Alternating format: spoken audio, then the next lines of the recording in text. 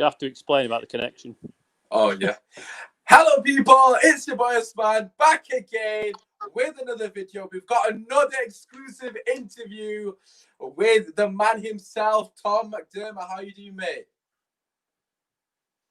Hey, mate, you're right. Long time coming. Yeah, looking forward to this. Looking forward to this. Absolute pleasure having you on. If you're wondering why you can't see his beautiful face, sadly, we've got a couple of connection issues, hence why we're slightly later than we initially planned. But nevertheless, the audio is working fine. That's all that matters. Get your questions in down below in the comment section. I'll try and get through as much as I possibly can. And I'm just going to throw a disclaimer out there right now. We will talk about Sancho at some point. Just bear with us, okay? It's not all about Sancho. There's more things about Manchester United, not just Sancho.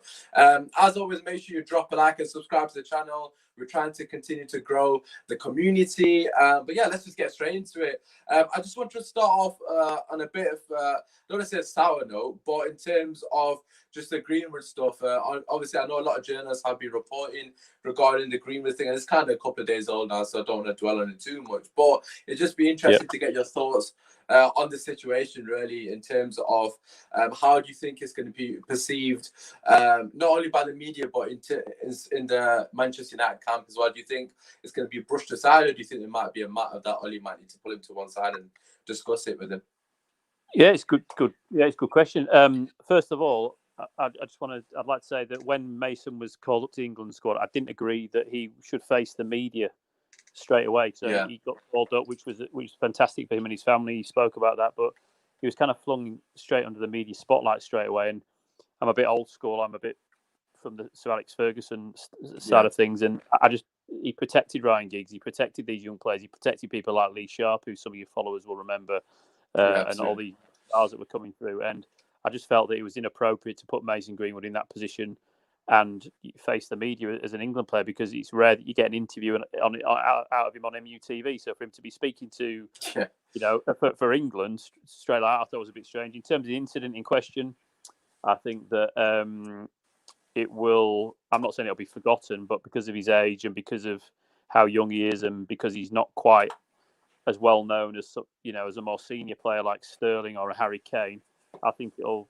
I wouldn't say get brushed under the carpet, but I think that Ollie will certainly have had a word with him. I think Ollie Solskjaer had a word with Lingard last year when there was a Snapchat or some sort of video going around. That video, So no doubt he'll have a word with him and remind him of his responsibilities, remind him of Manchester United and he plays for, remind him that he's obviously representing his country. But I think that, I'm not going to say it's a good thing, but I think that it's a bit of an eye-opener for him. He's had a lot of success quite quickly, a lot of praise and personal success, and I think that it might bring him back down to earth. So overall, it's a mistake. It's not a clever one. He's let himself down. Obviously, playing for your country is a huge thing, but I think that it's now time just to remember it, brush it under the carpet to a certain extent, and then just focus back on United. I always remember when David Beckham, I don't know, David Beckham never did this, but when he got the red card in 1998, Ferguson did an interview and he said afterwards, I spoke to David and I reminded him that he's a Manchester United player and he had to get back to the club as soon as he could because we love him here. We want him to do well and we'll look after him. And I know that Greenwood's is a different kind of mistake and it's foolish, but I think that'll be what Solskjaer will say as well. He'll remind him of his responsibility and then it's a case of onwards and upwards. Yeah, no, you mentioned regarding from Greenwood's perspective in terms of, a humbling experience for him. He's a very young lad. As you've already alluded to, he's going to make mistakes at that age. It's better for him to do it at this age. Obviously, he's got an opportunity to learn from that. Hopefully, it might motivate him more to be more professional in the future. But in terms of the protection side of it, where do you think Ollie stands on that? You've already mentioned in terms of what Sir Alex did. And we know Ollie kind of tries to mold himself on Sir Alex. Do you think Ollie's just going to protect him as much as he possibly can in the media, or do you think it might just be a case that he might not? I don't want to say hang him out to dry, but he might obviously publicly lambast him more, so to speak. No, I don't think he'll. I think he'll. You might get the line of, you might get something along the lines of this has been dealt with in house, that kind of thing. He's talked to him, he's reminded him of his responsibility. We're not talking about a player, and I know Greenwood's still very young, but we're not talking about a player who is 22, 23 and has got a catalogue of incidents. As far as we're aware, this is a big one and it's his first one. So I think that'll be it. Solskjaer accusing and blaming players, and somebody who's so important as Greenwood with a big season ahead, I can't see him publicly lambasting him and criticising him. So I don't think that'll be, but I think it'll be a case of reminding him of his responsibilities and then focusing on Manchester United and playing well and getting to the form and the level that got him the England call up in the beginning. And sometimes these players, these big players, and I think Greenwood will emerge into a superstar for Manchester United. I don't want to put too much praise on him straight away, but sometimes these players need a setback just to come again and prove people wrong. So hopefully we can, I think somebody just said there he's just a kid. Yeah. He needs to realize quickly. Yeah, he's a role model. Maybe this is the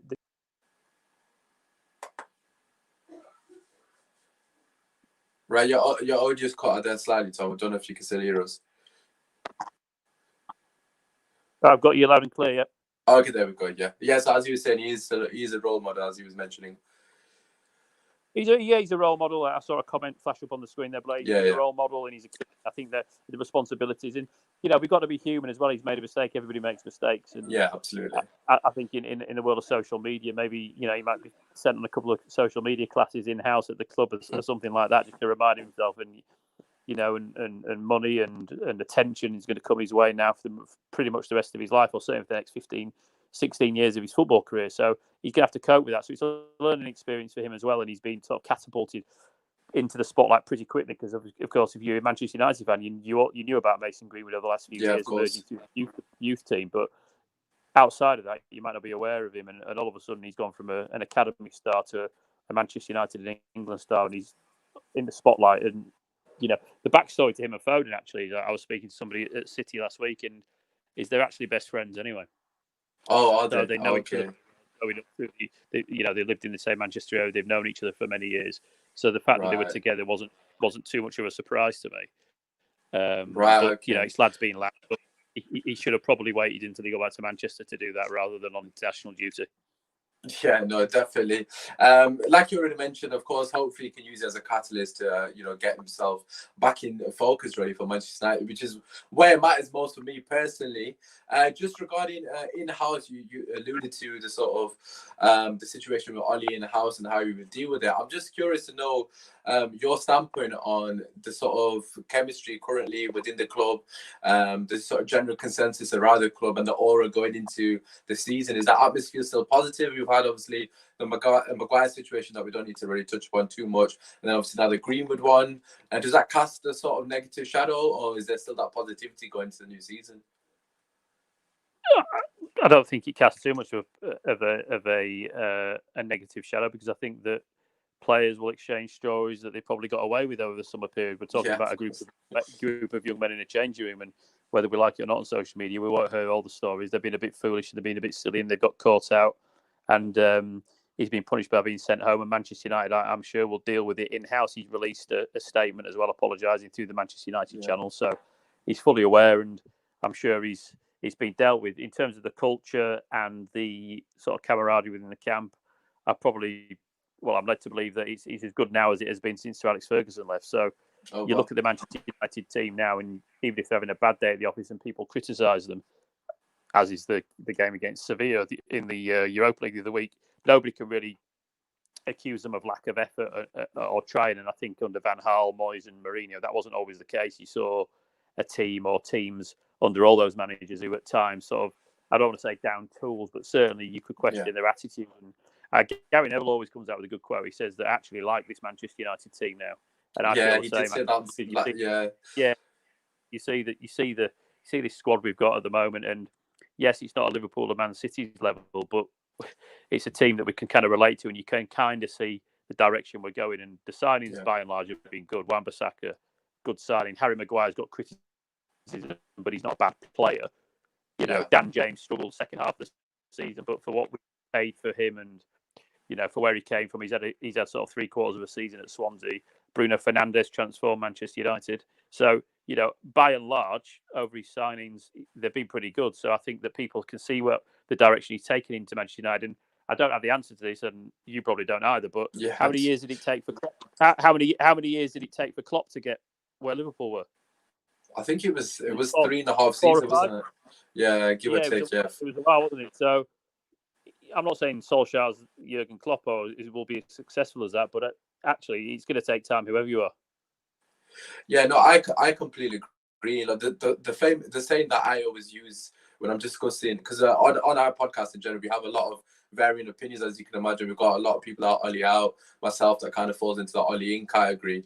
And I always say to the guys that are Ollie out and, you know, don't believe in his sort of process, so to speak, or his journey that he's trying to undertake, is that Rome wasn't built in a day. Like, for me personally, you know, he's laid the foundations. Obviously, this summer is about putting the pillars up and progressing to the next stage. The foundations were definitely laid for me last season. You know, his mantra, so to speak, was to get top 4. He achieved that. Now it's about going again. Obviously, someone that Ollie has brought in this summer so far is Van der Beek.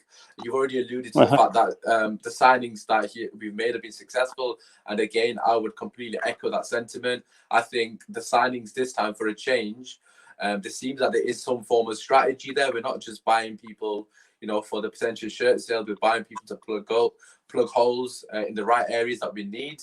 And I would also agree with what you said, and Gary Neville. This is generally the first time that I can say and look at a squad after a season, not at the start of the season, and say, no, I actually really like these guys. I just wanted to ask you regarding Van der Beek. A lot of journalists have spoken very highly of him, not just his ability, but his character. What do you think he'll offer the dressing room, and of course, most importantly, on the pitch as well? First of all, he strikes me as a player who wants to join the club and wants to be there, which is important because I think you go through the signings, Di Maria, Falcao, several others. There's people still on United's books that probably are getting a good wage and are not pushing themselves to be in the first team. So Alexis Sanchez springs to mind. You heard his comments over the last sort of 7 days. So first of all, we've got a player that really wants to be there. Secondly, I think he's a player who understands the size of the club and the magnitude of the club. I believe he spoke to Daley Blind as well as Edwin van der Sar, so he understands what the club is and the size of it. And he understands, more importantly, the position that United are at the moment. They're not quite at the top of their game, but that's where they want to head to. And obviously Van der Sar, having known Ollie Solskjaer, has spoken highly of him. So we've got a player who wants to be at the club, and that's first and foremost the most vital thing, because we've had talented players, like I say, of the Di Maria, Alexis Sanchez, who have joined the club. Sanchez, yeah, exactly. And you know, you look at that and you think the talent those players had. I mean, Di Maria, just on Di Maria, is still an amazing player, whether we like it or not. Absolutely. I mean, he's been fantastic for PSG. But Van der Beek, in terms of player, don't be just fooled by statistics. A Dutch journalist has told me that he's very Frank Lampard-like in terms of his assists and goes there and scoring goals. But actually, if you look at him, and he got a bit of criticism the other night for playing for Holland, but if you watch that game, nobody really excelled. But he can play in the sort of the 6, the 8, or the push the 10 position. So he's going to compete with Pogba and Bruno for a position. Now, for me, it's great because we can change how we play. Manchester United had the sort of 4-3-3 formation, and at times I thought it got a bit predictable in how we approached teams, and we ran out of steam towards the end of the season. With Van der Beek, it just gives us an extra option and a different kind of player to Bruno, a player that can also adapt within a game. So Bruno, you couldn't move him from sort of the 8 to the 6 position, but with Van der Beek, you could do that because he's capable of playing more than one central role and carrying out well. It's that kind of total football that the Ajax Academy have brought up, and you know the way they play, he's very good at that. So I think we've got an £80 million player for about £40 million. Completely agree. Which is fantastic. And if you compare him to, you know, somebody like Grealish, who I think is a good player, you probably got him for about £40 million less than what you would have paid for him. So it's turned out to be a good deal financially. You've got a guy who wants to be at the club. He's potentially exceptional over the next few years, and we've got him before he's going into his peak. And he fits the Solskjaer model of player who understands the club. He's of a good age, and he's going to get better. So I don't see any negatives about that. And I'm not saying that because he signed for Manchester United and he's going to be great, and I want him to score lots of goals and be fantastic. Yeah. But I'd be very surprised if the signing wasn't a great success. Yeah, no, we spoke to a journalist as well that's based in Amsterdam. He's been there 15 years. He's been covering, obviously, Ajax in particular. And he said the same thing, really, in terms of his ability to go into the box, that third-man run, that late run into the box, very reminiscent of a Lampard. For me, personally, I kind of saw him more of a Ramsey, but again, somebody from midfield was more than capable of scoring a lot of goals. Yeah, listen, I think you're right. I don't think you can. I think with Bruno there, it's going to be hard for him to nail down that kind of position. Yeah, of course. Let's be honest, because of what Bruno brings. But I think Yeah. that he's capable of, if Bruno needs a rest, playing there, but at the same time playing alongside Bruno slightly deeper. Yeah. And then people always say to me, "Oh, well, we're covered in that position." But these great teams have great squads. You looked at the bench when Bayern Munich played Barcelona Yeah. the other. And did Coutinho come off the bench? But I was about to say, they subbed on Coutinho and obviously Perisic. That was influential in the final as well, and in the semi against Barcelona as well, which is a ridiculous amount of luxury to have off the bench. And I just think that's whole argument when people say, "Oh, you've got Pogba, you got Bruno." Well, what if Pogba gets another season injury? Then what are we going to do then? So I completely agree. Exactly. It was a necessity signing. I just think it's very short-sighted if you think that you're going to have the same 11 players to play the whole season, Pogba and Bruno to play every Wednesday, every Sunday, every Wednesday. Because let's be honest, they're not going to get rested in the Champions League. If Oli was not to play Pogba or Bruno in the Champions League, all the fans would be calling for his head, saying, "Why is he not playing any of them?" And obviously Van der Beek is in the team for us to have that versatility, as you already mentioned. I just curious to know, you already mentioned the 4-3-3. We got a lot of comments, obviously prior to you coming on, saying asking about the diamond. Have you heard any mention of the diamond? Because in the diamond you could get all of them in potentially. Do you think that would be a viable solution, or do you think we don't have the fullbacks to play that because we won't have the width then if we play diamond? Yeah, it's interesting because if you go to fullbacks, I think Luke Shaw improved at the end of last season or got better. He's never in the condition he was before he got that injury a few years ago. Yeah. But I think on the other side, Wan-Bissaka is very good 1v1, but I think positionally and in the final third, there's room for improvement. So you've got to bear that in mind when you're playing the diamond, because obviously it's narrower and there's room there for your fullbacks to push on.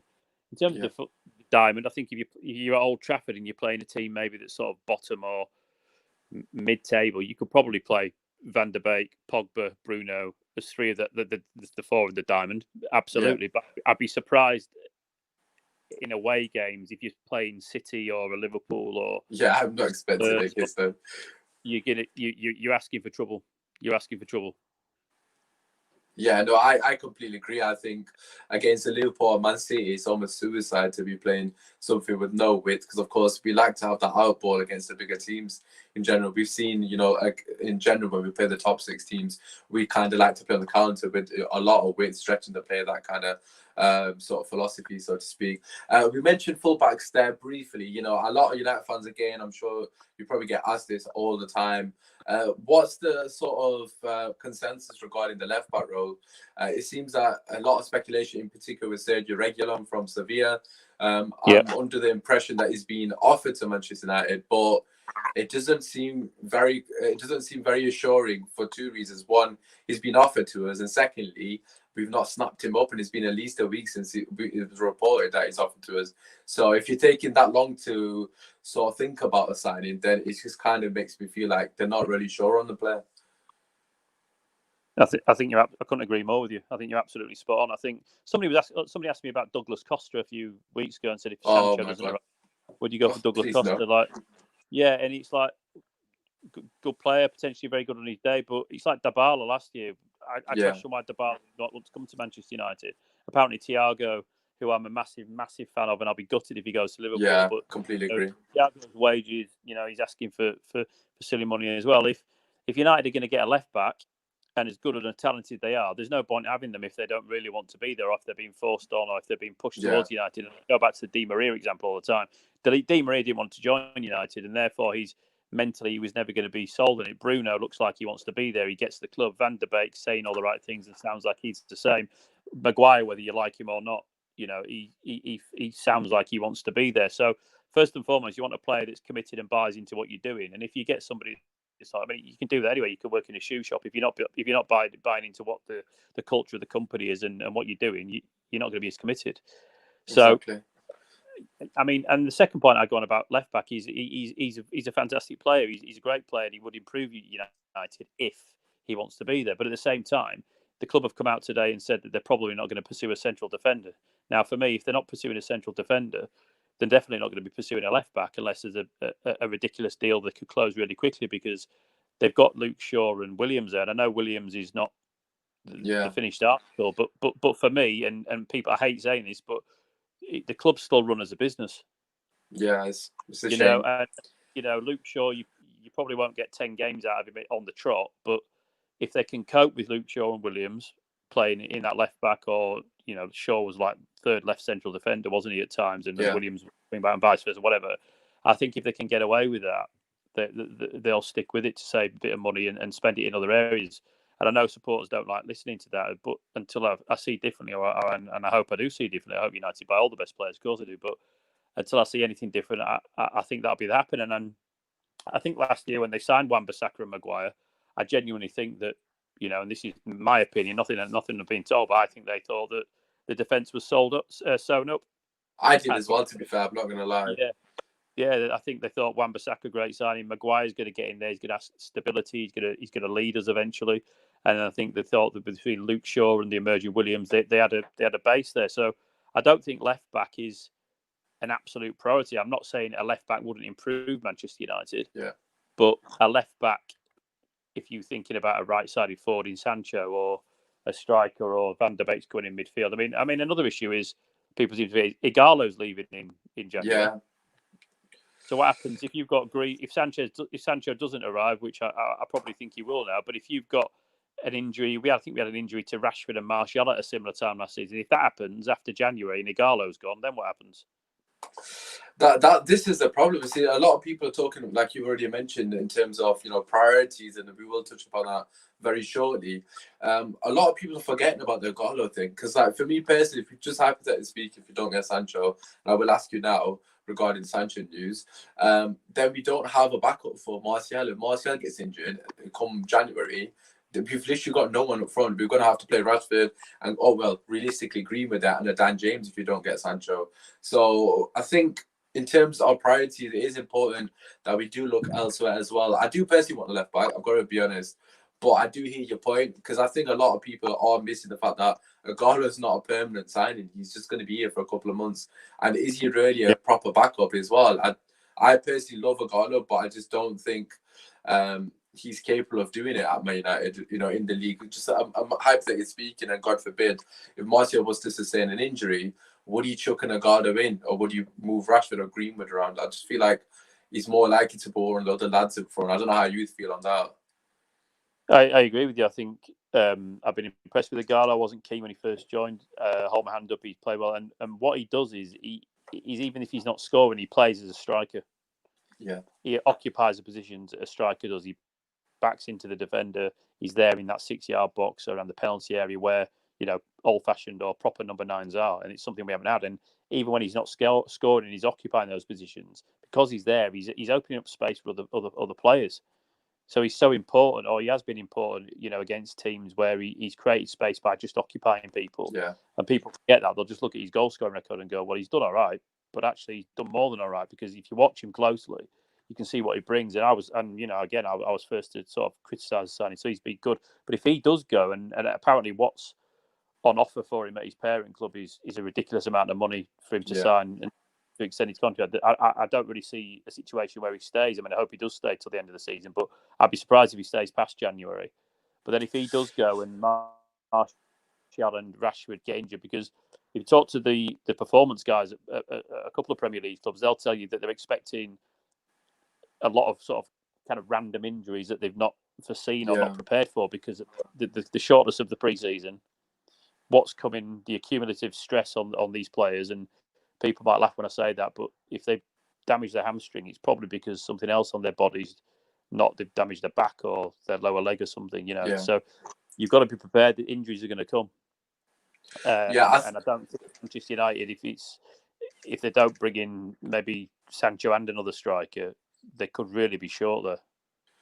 Yeah, no, I was just about to add to that. That's my major worry, because we had a lot of reports regarding Rashford playing through an injury, and I genuinely believe that that's the case. You can tell with Rashford's character that he is someone that would play through the pain barrier for the club, because he breathes the club. And we get a couple of injuries off the back of we only had a couple of weeks off. I won't be surprised. I'm going to ask you about Sancho because obviously I know you probably get asked this. 99% of your tweets replies are probably about Sancho. So a lot of people in the comments are asking about Sancho. You've kind of already mentioned the fact that you think it'll happen, but a lot has come out today, in particular in the English media. There's been a breakthrough with the agent fees, personal terms. I've got to be honest, I was under the impression that personal terms were agreed a long time ago. Again, I might be completely wrong because obviously I don't know information within the club. What are your thoughts regarding that news that's come out today? And do you think this is potentially going to obviously get us Sancho and eventually end this saga, which has dragged on for absolutely eternity? I know. Yeah. I lost my hair over this. Oh, no, oh God, that's why I've got a hat on me saying I'm balding as we speak. No, you've got more than me. I was told when Romano and all those guys were tweeting the other week, other month, I was told straight away, United have not settled on a wage for Sancho, and I went on a podcast and said it, and the fee was ridiculous. I went on several podcasts since, even last week, and was told the same. And that was always the stumbling block. They'd not even got to agreeing a fee with Dortmund. Now, they knew the player wanted to move, and United want the player, and they've been interested in it. But the stumbling block has always been, and I've been saying a few weeks, from what I've been told by United, is the agent fee and wage. Now, that appears to have been resolved or close to being resolved today. If that's the case, and that is true, then I would imagine, or I would be surprised, if a deal doesn't happen. Right. Do we happen to? If that's the case, I wouldn't be surprised. Right. Okay. To be honest, the thing is, United have a wage structure, and if Sancho, I don't know how much he's asking for, but if Sancho wants, however, let's say, I don't know, 200 grand, 220 grand a week, if he has a couple of good seasons, then what do you give him? Do you put him on an Alexis Sanchez type wage? That's the problem. And then he's still very young as well. So if it is true, and I haven't asked today because I've been moving house, but if it is true, I would expect a deal to be concluded. Right. Obviously, you mentioned the fees itself, and a lot of the reports are suggesting it's roughly 250k. I personally agree with you. I think that's way too high for his age. As a United fan, I would like to think he's going to stay for at least 5 years. If I give you a question quickly, I'll give you a question. Right? If you and I like Sancho and he would improve us without a shadow of a doubt, right? If I said to you, this window, you can have Sancho or Upamecano and Thiago, who do you take? Oh, no. That is really hard. You have to answer the question as well. Everyone in the chat, in case you didn't hear the question, so Sancho or Upamecano and Thiago. No, what? That is difficult. No, what? I'm probably going to say something that people probably won't agree with, but I'd probably take Upamecano and Thiago. Only because, genuinely, this is the genuine reason, because I believe so highly in Greenwood's ability. And I think that, okay, granted, he's a striker, we know that, but I just think we so badly need a centre-back. And I think Thiago, in that midfield with Pogba and Bruno, I think that would be ridiculous. If you get Upamecano, you're completing the defence. But that's what I mean. Like, you need a left back. I know you need a left back, but you're massively plugging a hole. And if you get Thiago in midfield, along with Van der Beek, Pogba, Bruno Fernandes, and Matic, and one of Fred and McTominay, that's done. Yeah, no, we've got some contrasting views. Someone United Way saying I'd take Sancho 100%, and then literally the comment straight after saying two top players. Wrong comment. Two top players for one. Come on, so I'm assuming he's alluding to Thiago and Upamecano. The reason I would take Upamecano actually, in particular, he was the deal. He was like the main one in that sort of deal. It's because like titles are won in defense. At the end of the day, right? This isn't me being a Man United fan and being biased and looking at Liverpool, but I personally don't think they've been fantastic this season that they just won the title. In terms of their football overall, they've been efficient, I'd say.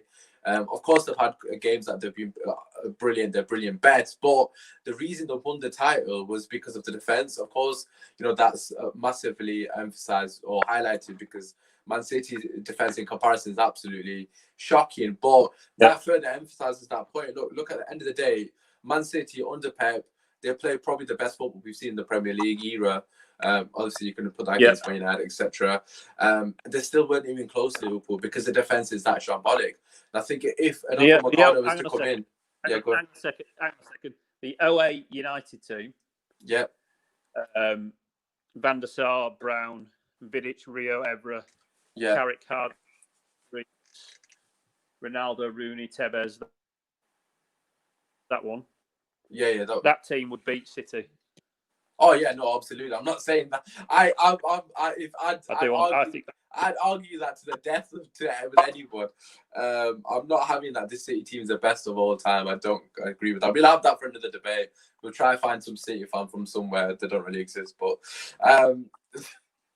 it's a good debate. It's a good debate because when you're right.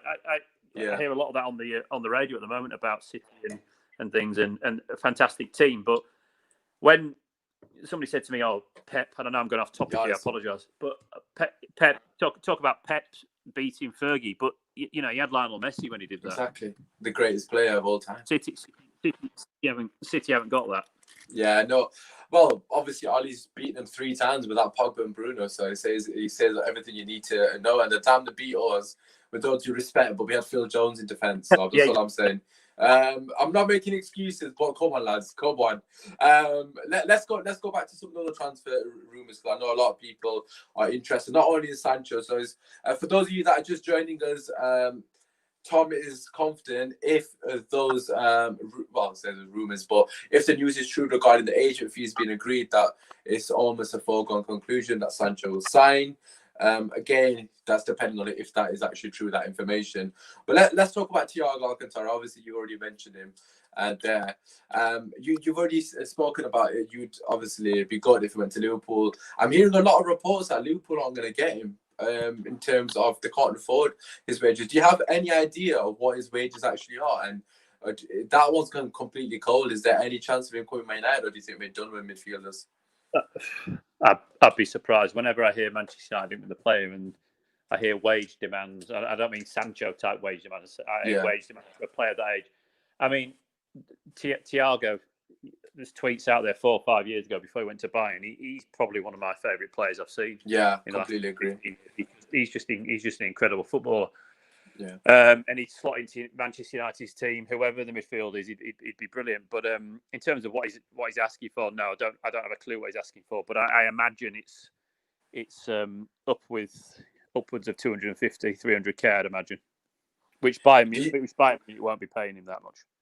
Yeah, no, obviously that might be one of the reasons why he's leaving. Do you think, of course, we're Manchester United fans, but if you was in charge, Tom, I'm giving you the opportunity here. For that wage, what are your thoughts? You're going to kill me, aren't you? You're going to kill me here. I just want to hear, because my answer is it's not my money. I'm 100% paying it. But what are your thoughts? On Thiago? Yeah, on Thiago, yeah.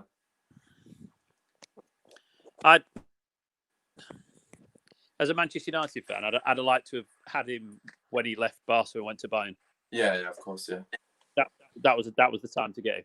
But I think if Fergie was still there, maybe we might have had more of a chance. Would I pay it for him? It depends what the budget is and who else we can get through the door. If we can get Upamecano and Thiago at the expense of Sancho, then I'd do it. To be honest, I think United. I think somebody could buy Upamecano probably this summer for about 60 million, which is a bit more than his buyout would be, or might be next year. I'm not sure what the ins and outs. I think it's 45 if I'm not mistaken next year. So pay 60 now. No, I honest to God, half of what they want for Sancho. Yeah, no, exactly. And you can still sell. It's half what they want for Sancho, so you're getting a world-class or potentially world-class central defender for the next 5 to 10 years in. Yeah. And then with Thiago, a little bit older, but if you sold Chris Smalling, for example, and Pereira and maybe Fred, then your wages and fees covered for Thiago on that. Yeah, no, look, for me personally, it's an absolute no-brainer. We've had so many guests on the show. Obviously, we had Jamie Jackson earlier. He said something similar. It seems like an absolute no-brainer, really. It's just a matter of how efficient we are in terms of getting people out the door, which does lead me on nicely to one of our last topics, which is outgoings. Have you heard anything from the club in terms of outgoings? Because obviously you mentioned Smalling there, but what's happening with Pereira, Lingard? Obviously Jones, Rojo. What's happening with players like that is there seems to be absolutely no links whatsoever. I know Pereira seems to have a bit of interest from Valencia. I can't remember the other team off the top of my head, which team it was. But what are your thoughts on the outgoings? Is it realistic that we might see some of the so-called deadwood actually leave the club? I think Smalling is probably the closest to going back to Italy in terms of Jones, Lingard. I think if they left Manchester United, the trouble Manchester United have got Rojo as well, including this, they probably won't get of course. the wage they're on at the moment. So part of it, depending on the commitment to the game and how much they want to play, probably thinks they're happy to sit out and just take the wage. And I'm not saying they all want to do that, but they will get. There's a few of them that will not get the wage they are on at Manchester United. So what type of club example if Lingard left Manchester United, what type of club do you think he would go to? It's a very good question, and it's something I've been trying to work out because I wanna see from his perspective, because I actually really love Lingard, like as a person. He seems like a genuinely top lad, so I really genuinely do want the best for him. Not to say I don't want the best for others, but I'm trying to see from his perspective in terms of his career aspirations. And I'd love to think that he would go abroad, maybe to a Spanish team or an Italian team. Obviously, we know a lot of the United lads at Inter Milan. I don't think Inter Milan would be interested in him. But I think for me in the Premier League, I can't see any team that he'd want to go to, apart from the top six realistically. But Everton obviously have signed James Rodriguez, which is an absolutely brilliant signing from them. I would have kind of linked him to Everton initially. I don't know what you think, but it seems like they don't really need him. I don't know. Yeah, no. Or a Leicester, or maybe a Roma. Yeah, so I suppose Leicester, yeah. Teams are not going to... I mean, if Everton really wanted him with the money they've got behind, they probably could match the wage. But Leicester or a Roma or that kind of club are not going to pay him what Manchester United are. Yeah, that's the issue. Like, obviously, you mentioned with, again, to come back to Phil Jones, I think he's on 120 grand a week or something along those lines. Of course, we don't know the exact figures, but it just plays like that. There's so many. I think that's the problem with the club at the moment, the way it's been run from the top to bottom. I think that is the biggest issue because, the likes of Sancho, just to come back to him, if he's coming to Manchester United, just hypothetically speaking, if our wage structure was up to 150 grand, to say Pogba is the highest earner, 150 grand, he's not going to come into Man United and asking for that kind of money. He'd probably say, no, I'll ask for 100 grand, then eventually I can make my way up. But because we're paying such extortionate prices, a lot of people are not only coming to our club, well, I suppose when we initially signed him, they're all asking for crazy wages, which even Henderson as well. I'm actually from Sheffield, and I follow Henderson a lot, obviously, because it's a local club to me, Sheffield United. But even his wage, 120 grand, I just don't understand what he's done to warrant that amount of money. I know he's going to be a second goalkeeper, potentially first, but if he's on 120 grand and he's going to be sat on our bench majority of the time, where's the bar for the rest? Obviously, Sancho's going to have to be on double than that. Without just to start as an agent, you're going to come in and say, look, if Henderson's on 120 grand, you're at least getting 200 grand without even negotiating anything. You've got to look. Yeah, you've got to look there. You make a good point. I mean, you've got to look at who you're going to get a bit of money from in a sale, not a loan here. I mean, I look at somebody like Fred, and Fred improved a great deal, I thought, last season at times, particularly before lockdown. Now, Fred, so if you've got Van der Beek, Pogba, Fernandes, McTominay, I'm not a huge fan of, but Solskjaer likes him. Matic, who I think United are a better winning player. So you've got those five there. If you promoted somebody, or if you kept Pereira, which isn't ideal for me, isn't ideal, I'm honest, but or promoted Garner. If he isn't going out online, I don't know the latest with his. Like I said, I've been out of the loop today. Is it Blackburn? Someone was telling me earlier in our show. I think he might be on his way. Matic has signed a new contract. Yeah, recently, hasn't he? McTominay's a homegrown talent who Solskjaer seems to like. Van der Beek's a new signing. Pogba isn't going anywhere this summer, and Bruno Fernandes is new and exceptional. you're looking at Fred, aren't you? Probably as the most vulnerable that could bring the most money in, because if you put Fred next to Pereira and Lingard, and I know they don't all play in the same position as people you could potentially sell, probably Fred's going to get you the most money. Yeah, no, and people might actually be interested in Fred with all due respect to the other two. So Because I think it's definitely. I think you somebody talked to me earlier, pointed out a good game they played. So there are players out there or clubs out there. I think there's been a bit of interest from Turkey for Fred. So from a business point of view, and again, I hate saying that word, but from a business point of view, they might look at Fred and think, actually, if we sold him, we'd get more money. We'd get a bit more. Yeah, for me personally, I'd be disappointed if we let Fred go. I've got to be honest. I just think out of all the people that you mentioned, it's quite obvious he's not the weakest link, so to speak. I still think he's got a role to offer the club in terms of. I've been really impressed with him in his last two games, in particular, even against Sevilla. I thought the midfield, the dynamics of the midfield with the three there, with Fred in the DM, I thought he did a fairly good job. I love his ability to pass the ball through the lines quickly. He wasn't trying the Hollywood pass. He wasn't trying anything overcomplicated. Of course, we know he's very tenacious across the ground. So I think there's definitely, he definitely has the characteristics to be molded into CDM. He's not the specialist CDM that we'd want, obviously, to challenge for the league, etc. But he can definitely plug a hole, so to speak. I just want you to finish on season expectations for you. I know you're a Man United fan as well, so obviously my brother in particular, who's a Man United fan as well, he's one of those Man United fans that has us to win everything practically, but with a bit of realistic head, hopefully. What are your thoughts that going into the season? Are you confident that we can do something? Of course, Chelsea have signed practically a new starting 11, which is ridiculous, but Chelsea aside, what are your thoughts as it currently stands? We've got one signing. You seem confident we're going to get Sancho. Do you still think we can do something this season, or is it just a matter of getting top four and securing some trophies if possible? Yeah, I think if you've got three semi-finals, cup semi-finals, you need to get to a final and hopefully win one. So that's the first thing in terms of cup competitions. In terms of league, I don't think United can finish any higher than third.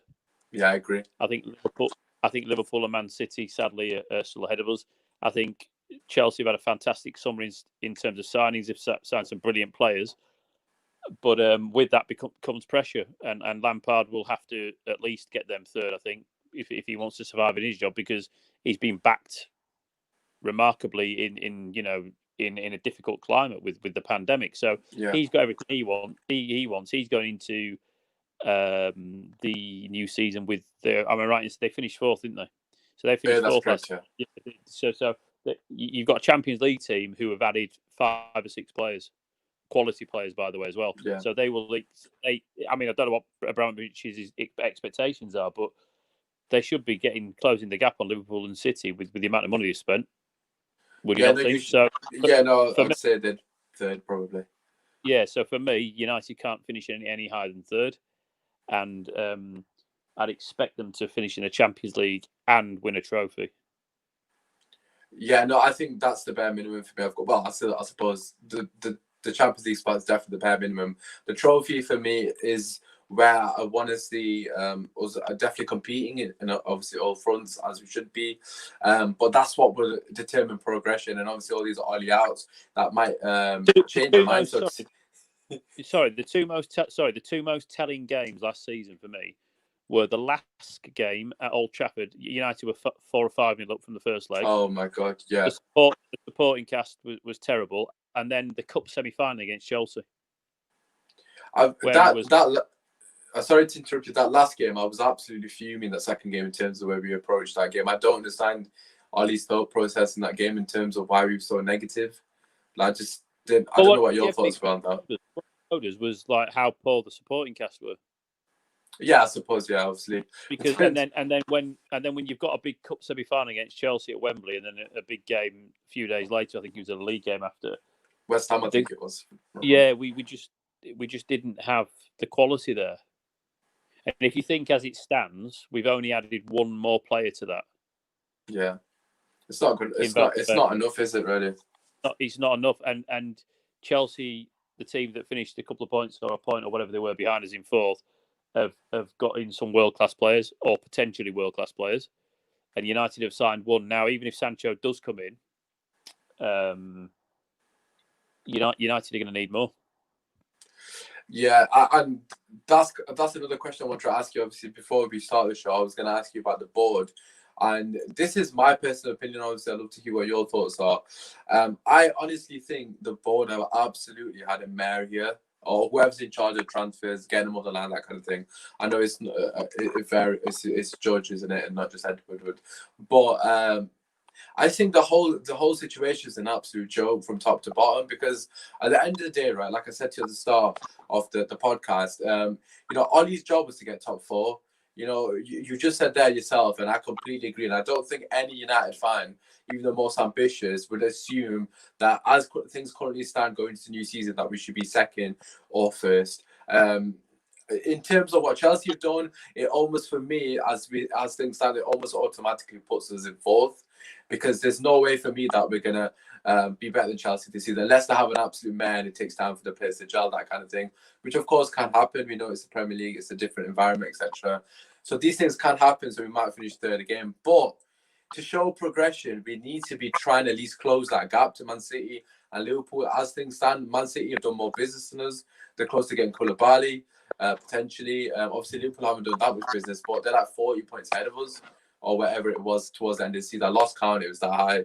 But do you think the board they've let us down, really, as it stands, for me personally, because we're not realistically going to challenge the title. And as you mentioned, our best hope as a fan to have any sort of happiness this season, realistically, is winning a trophy. We should be getting top four anyways. So any sense of happiness is going to be coming if we win a trophy, which, of course, as we know, is going to be difficult this season. I think they could have acted smarter. Yeah. And I think they could have acted smarter from the day that Fergie left. I think it's been a scattergun approach to signings. Yeah. I think at the moment it's been slightly more structured and planned. I think it's showing signs of improvement, but then I do look at this window and I think that there's a couple of players that I think that United could get and sign. And who are those players? Sorry to interrupt you. Obviously, I know Sancho being one of them, but who are if any of us? Central defender. Yeah, because ultimately he's gonna go and leave and play for somebody. Manchester United need a quick, mobile central defender. And if you want to talk about a business point of view with a resale value, right? And he ticks all those boxes. Not saying Man United want to buy him so they can sell him, but he's 21? Yeah, he's 21. Yeah, and he's potentially going to be one of the best defenders in the world, and he's going to cost half of what Sancho would. So you tell me what that to me just he's crying out for a player like that. Absolutely crying out for it. Well, we've paid 80 for Maguire, and for me, obviously, I don't want to go into. There you go. I was about to say, I don't want to go into Maguire's price tag because obviously we know everyone's been talking about that since day one. But he's 21, as you mentioned, he's 21. Next season, he's 100% going to leave RB Leipzig. He's got a release clause of 45 million, which gets triggered next season. So there's no way that he's not going to leave. Ideally for them, you know what RB Leipzig are like. Of course, they don't really need money because you got rid of Werner. But if someone offers him 60 million, I kind of get the consensus that if someone offers him 60 million, there's no way they'll say no to it. It'll be on the player. So I completely agree. Obviously, you mentioned Sancho, Upamecano. Is there anyone else that you would go for if you were in charge, so to speak?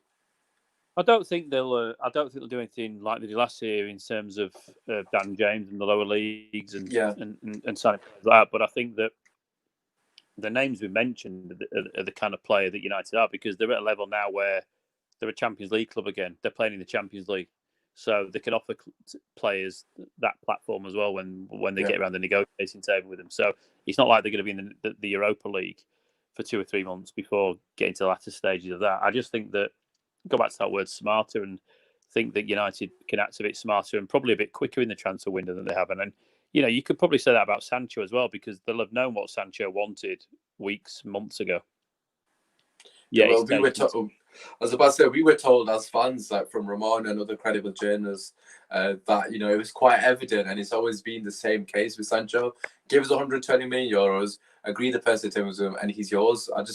That's where the frustration comes for me as a fan. Of course, you get more information, so it might be able to ease your frustration a bit. There's no way United will pay 120 million pounds up front, or euros, whatever it is, for Dortmund. It'll be structured in a way. Do you think Dortmund will eventually? I'm not sure what the structure will be. The initial.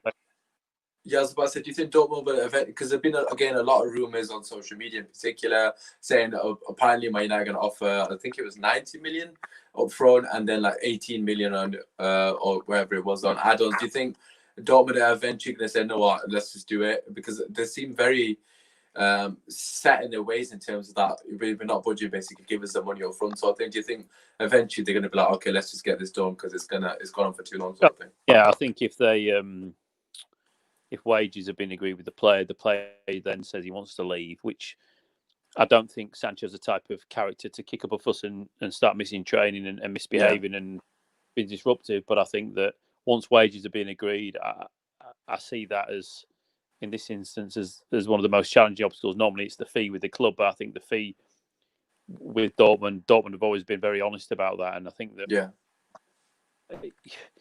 they're not going to pay the 120 million euros or whatever it is up front, Manchester United. I think Dortmund know that, because I don't think many deals get paid up front like that. I just think that United have seemed to have got over this hurdle of the wages and agent fee.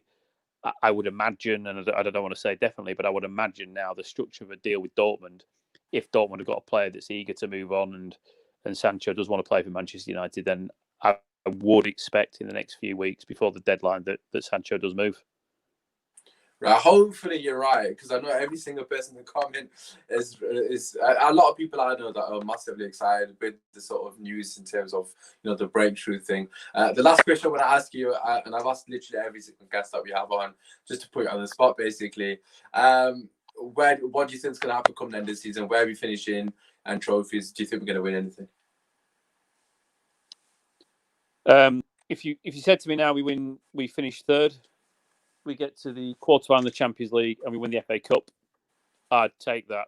But I then expect to be talking to you in 12 months when we've got a team that's ready to challenge for the Premier League.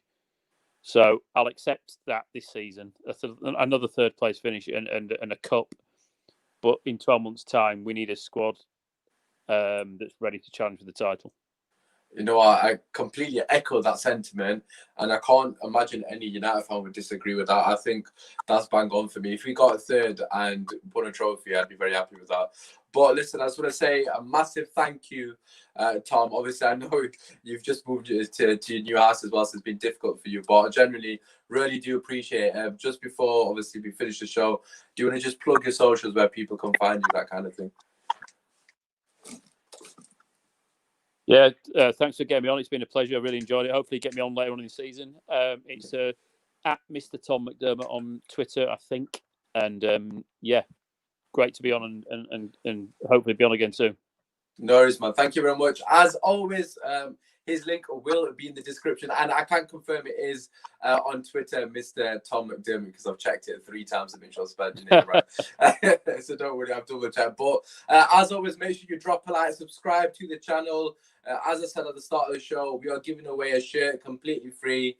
The link is in the description on how you can enter that. Tom, by all means, feel free to enter on that as well if you fancy it. It's completely free to enter. Why not?